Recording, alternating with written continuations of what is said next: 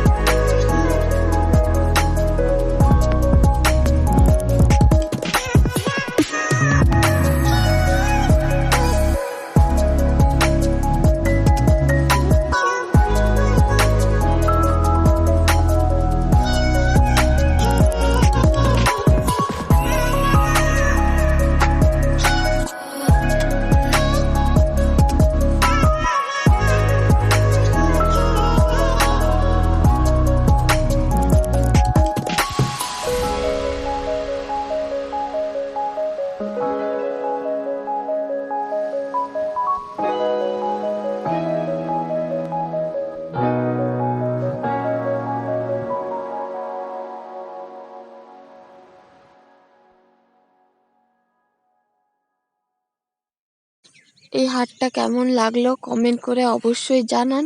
আর আবারও বলছি, আমার বাড়ির আশেপাশে যদি কারোর কিছু প্রয়োজন হয়, কিছু নিতে চান, আপনারা অবশ্যই আমাকে বলতে পারেন।